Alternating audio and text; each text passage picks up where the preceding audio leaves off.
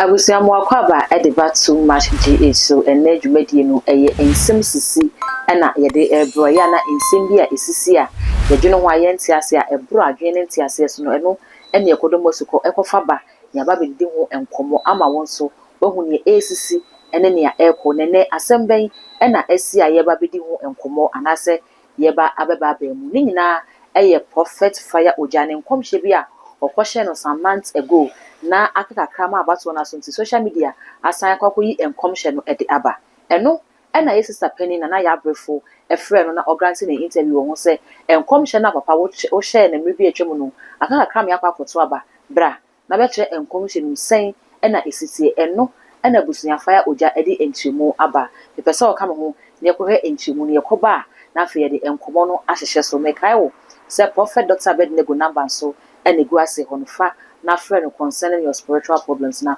wontimi mu abusia ma yenko he enkomhye no emra. Right, Martin say what shall come about a year elections here be 7 December efa na yakunya mebwa. Yakunya. Esidan bi mu. Na akonya na esidan bi mu na ose nipa miensa bi na epre omo aka nyina omo ntum na miensa no nyame yi kire se ba ko ye ne dia. Na nipa no okọ no na ase esase yaka chen se ye ne dia nti wo bo life no okọ. Ba ko no antwen to ase ba ko wuye ansa. Na ba ko no enye ne dia na ase yanka chen se ye ne dia na fa kire. Eno ko bie mpoma. Eno ohu se nkrofo wo dan nim. Eno obi sa nkrofo nse den na wo mo pe. Ena nkrofo no ka ne ma wo mo pe na ope bi ma wo mo. Eno ofa eye mpoma nim eno okatana akonwa na enye ne dia no so. Sana o kanu. Sana mekano but platform kese se mi chire mu ye watching bloggers for no ama me fa twiste masam no se yo kan esa me ka se mi hu ni pamiensa na mfa na beto aba December no emu ba ko bi wonya kwanya ntona so da na jodi kanu mi hu se nkofu fita nkofu mo central fita mo tanwira fita si o mo na se bibli e ka chen sa konya bi se dan ni na ye ne dia na ohu ye no so no ampas na de ne dia nti ye nam se nkofu fita ni na ka chen nti no o ko fa kunya no o ko ne boko di otoso miensa no ojina wa obi anka hwe anche ne otwa wuye nti me kan ne pense before December ba ko be free mu ba ko free no obi ne obi free mu biem di otoso mienu no ono so trensen ko fitan be ka bi ache no o man ka hwe na o te di e ka first one no nti o ye very smart e fa dan le chi ebie dan no se dan no akonele sim ye fepa na nkofo kakla wa dan no obuso mo di omo pre mo so mo pre wo ne tofe na okope wo ne tofe ni ble no mo bie dan ne ma no na ovure bu kotina konya so de ye ne dia ne beduru wo no na wo bi ti akonya no so dada saa na yitira me hu ye no na December bedi no so no de me hu ye no saa le besi ba ko kra ni we be free mu because de me hu say December bedi no na ba ko free no ba ko so free mu enye na nkom se ne bebam sane atie katatatata da aseme maame na je se nchiremu no se dia akonwa no ye ne dia no woni dabi na no wo nsunsan so wo nsunsan so nti wo hwe me yiti na me ka se le mbom di okotena akonwa no so no woni wo hwe yiti na me ka ye na be hu se the prophecy na ko duwe ye me kan kire wiase na se le mbom di obetena sa akonwa no so no woni Mame, David will be friend Solomon. David Tiasin or Solomon ba Solomon edi ade. O mani na te. O mo se David aba koklawano. Na David firstborn. E gada nipa, e fa hemfo, e fa asofo, e ka ho. Ana mo bo party. E ye dede wo krom. E ne tena pon koso. Se e nipa sumesi ni wo hene. Na David yale da dem. Ana odifo ba akopɛ. O mo invite no. Ama party na se ano Fred Solomon maame Solomon o kai se o bane o kun wa wodi no ka so ba na bedi hene ene o uni panin na edi hene da se na yanko onye David anim yanko bo na mane o mo ko no ko bo onye David amane se onye ne nkwada o ba na o se ne bo so obedi hene o ti fie na de one kan what me di hene onye se saa wasiane wase mo fa me ponko na me tran so di in is da ne mlame no nko fa ponko ne blame wase mo fa me ba Solomon tran so na mo mo da wuro gidigidi enseni na chi na mo kan chen so ono ne waye no no mo ye ne saa ma me be kasi so sai ayin yet ne se fa na metimi shabo se ni posu na si na yin ne bia e we lose na ultimately ya obi betimi abaje wa konya if not Solomon ne maame o ma ye lose na ti wo enyo difo Solomon o difo bi na be mu be kasa ya nke bia ayin ne nsanka enti die emani pa na obetimi sa akonya na so no ene die mintimi ntire mu ne because ya wo abatwa bre na washe ni ye ntina mintimi nka bie ni mo asem no be de obetna konya Ghana konya no so no mi huni se aban bie ni obeba ye be bonati asori etia no essence aban no because of the mi hu ye me da se so for me so me da se pa na pay na me sha entebusia enkomhye no emu nkyiremu na fire oja edima ye sister na ya brefo ewo onua FM eso no na eno na ye bisa se papa edin nkyiremu sei eba na sen na pesa wo kyere no fi se abato no yenim se eye dodo no ne ebeto aba no de ama no majority carries the vote into say yekoto aba na se MPP ne konya dodo na ono na EC ebe declare de aba no ama no se NDC so ne benya dodo na ono na EC ebe declare e de ama no se wo be kyere se ne wo bedi akonwa no enye ono ne befa na baako wo kyere se EC ni be wiem e de ama obi a yanto ama no ana se ya yekoto aba no ibe kodu ballot box no no ya adwene ebe sesa ama ya to aba na mane nka enwo se yeto edema no ana weenum no eye questions a ewo se ebisa ewo enkomhye hu eba ne sade a na that gold menya high tension ewo menchen ha nini no ye be discuss enkomhye ni ahwese sen na ensem no esitie enitika no ho na ye ma ye nua ba high tension akwaba high tension oba etisen nyame adom na ho se nyame adom boko fire ojan komhye no ye sure say what matepa ne tofa bom no je ne sen okay me da wa shefo ni na se brand don na omuji bre ehye too much gh afi fire ojan komhye no in komhye de uni se edu election year bia asofo ba out and in komhye ebetudwa say radisi say na fire oja de na o chere no o pa chere say yeto aba na yebeto aba na ana say yeto aba na onipa akonya na wo say enkoma no ye ne dia na enyo no bedi onim say presidency akonya so de enye nipa ba ko for dia okay obi akoba nti eni de ontumi ensisu pi say yeto aba na nipa ba ko for na ye de e wo say onfa akonya no okay na sina all canon no it means just we say erade aka say Dr. Muhammadu Bawumia na be fa akonya na surely was onye de onfa akonya but any day enya no kwe okay menini ko benkuro mu kra wa asem cause akonya ni de you cannot determine say nipa ba akopɛ na be fa akonya definitely to aba say obi a ni vote ebe ko enim no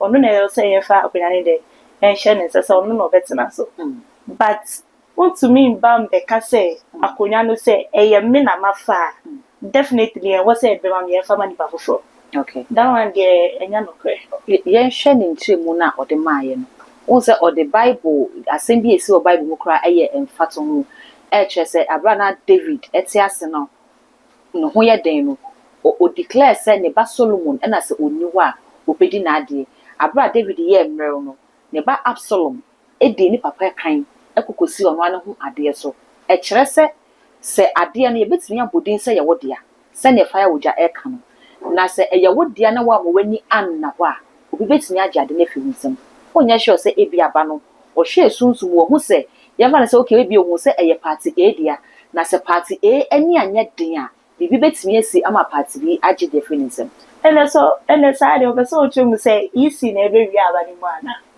okay maybe sa na do ntre cause isi de onu na ejuma na oye na uni say election bi say a fair election ye wia ema nipa ba akofo Nti de ɔka ne de me ne eni we me ne nkɔ benku mu kra cause election election enye nipa baako na ekoto aba almost millions of people some more Ghana and ekoto aba nti wontumi determine say ye ni na ya to aba ye ni na ya to ma NPP ye ni na ya to ma NDC da bi ene de menini call sa adwene mu kra. Okay, but me ma scenario we na hese bia betina se wo ho a ye hwe 2016 aba ye to ye na ye to aba ni wi enu si monten so na wo bi se obi ase wo meto aba na NPP meto aba na afei wo mo to aba na aba bonte be ka se wo ye to ma NPP nti na NPP wi ni ye no e ba 2020 ye to aba no na nado ne fa aba no wo si monten so na wo bi sa